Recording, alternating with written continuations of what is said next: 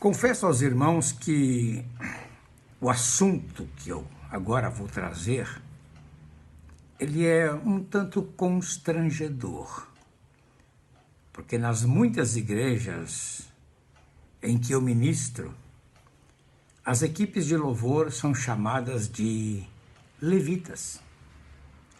E o meu tema hoje é Levitas, a nova heresia da igreja. Porque nos últimos 30 anos, no rastro deste novo período de louvor e adoração da igreja, surgiram pelo país equipes e ministérios que se autodenominam de levitas, ou grupos de louvor, ou ainda grupos de adoradores. Conceito que foge totalmente ao ensinamento bíblico sobre dons e ministérios.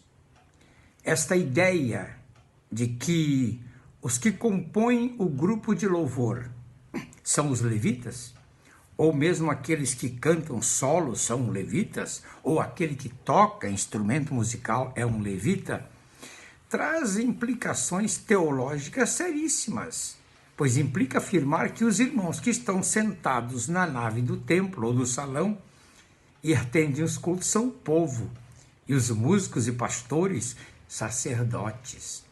É uma nova heresia na igreja. A igreja acaba de ressuscitar uma prática que os apóstolos aboliram no primeiro século. Classes diferentes de pessoas.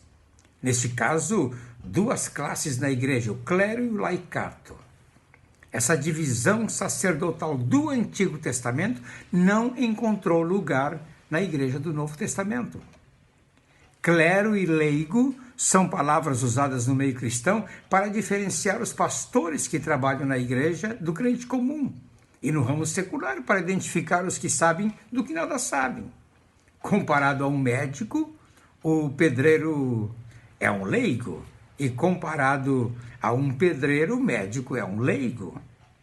O problema do clero e do laicato é que passam a existir duas classes que separam espiritualmente as pessoas umas das outras diante de Deus, não é diante dos homens. E isso é prejudicial, porque diante de Deus todos têm acesso, o sábio, o ignorante, o letrado e o analfabeto, homens e mulheres. Todos os crentes são considerados biblicamente levitas e sacerdotes do Altíssimo. A criação dessas duas classes imobiliza a igreja, porque se adquire a ideia de que o clero tem um sacerdócio que lhe dá mais acesso a Deus, enquanto o leigo é apenas um cidadão comum que carece do clero para ter acesso às coisas espirituais. Aí quer buscar alguma coisa de Deus, fala com o pastor ou com o discipulador, ele vai orar a seu favor, ele vai buscar a resposta de Deus para você. Ora, isso é totalmente antibíblico.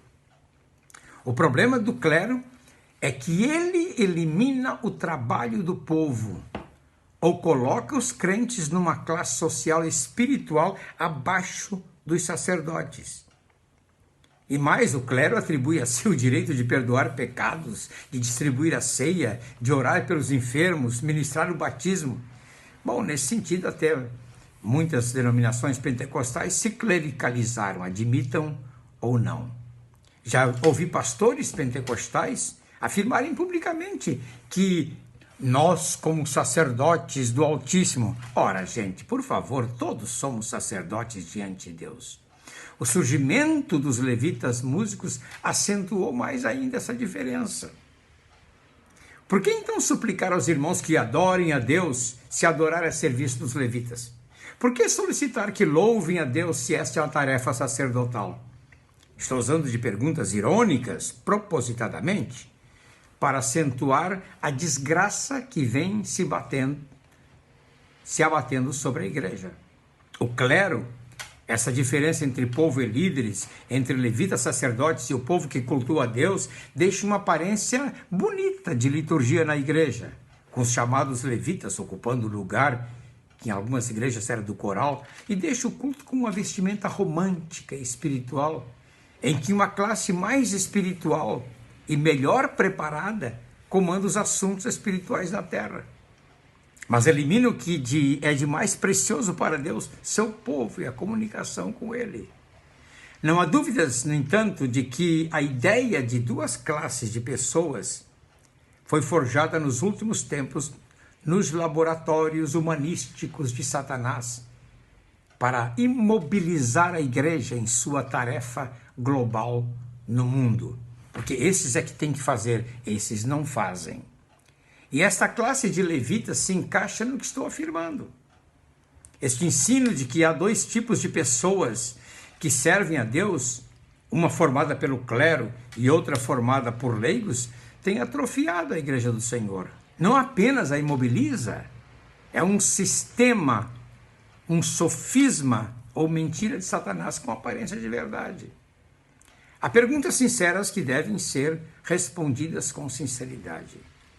De onde vem o entendimento de que é possível haver várias classes de pessoas na igreja? Ora, antes da reforma de Lutero, e depois acentuou-se na reforma de Lutero, o sacerdócio universal de todos os crentes.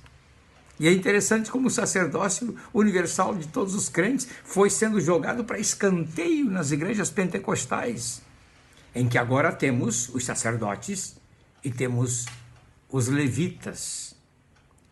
Os apóstolos, no Novo Testamento, restauraram para a igreja o que Deus tinha em mente. Porque a ideia original de Deus não era de ter uma classe sacerdotal, mas um povo sacerdotal. Os desvios acontecem porque a igreja não faz análise bíblica das figuras ou sombras do Antigo Testamento e nutre a ideia de que os mesmos elementos do santuário podem ainda ser usados nos dias de hoje, quando na realidade eram apenas sombra do que haveria de vir. O sacerdócio do Antigo Testamento, as oferendas, os utensílios e materiais do tabernáculo, como a mesa, o candelabro, o altar do holocausto e o altar de incenso, são figuras que apontavam para Cristo e sua igreja. O Paulo chega a dizer que tudo isso tem sido sombra das coisas que haviam de vir, porém o corpo é de Cristo. E o autor aos Hebreus diz, ora, visto que a lei tem sombra dos bens vindouros, não a imagem real das coisas, nunca jamais pode tornar perfeitos os ofertantes com os mesmos sacrifícios que ano após ano perpetuamente se oferecem. E os levitas querem voltar a isto. Os levitas também eram sombra do que haveria de vir. Então, às vezes eu faço uma brincadeira. Nos dias de Moisés, o serviço dos levitas, que eram convocados para trabalhar no tabernáculo, eles tinham que ter entre 30 e 50 anos. Nos dias de Davi, ele alterou para de 30 a 50 anos. Então, se você tem menos de 30 e tem mais de 50, não pode ser mais levita, de acordo com o conceito do Antigo Testamento que as igrejas praticam. Está entendendo a minha brincadeira? Deus, apesar de reconhecer que o sacerdócio e a tribo dos levitas eram sombras de um projeto futuro, ele deixou ali estabelecido, para que nos nossos dias não tivesse mais essa questão, essa classe, essa divisão. Aliás, Pedro traz isso tão claro, né? Vós, porém, sois povo sacerdotal, nação santa, povo adquirido de Deus. Não, mas hoje o povo sacerdotal está dividido em várias classes. Então, nessa minha palestra, eu queria trazer até algumas noções teológicas mais profundas e uma exegese mais acurada do texto, mas eu costumo falar não mais que 8 ou 9 minutos aqui na internet. Eu quero deixar algumas considerações para o próximo vídeo, que ainda vou falar sobre este assunto. Deus abençoe você, tenha um bom tempo diante de Deus.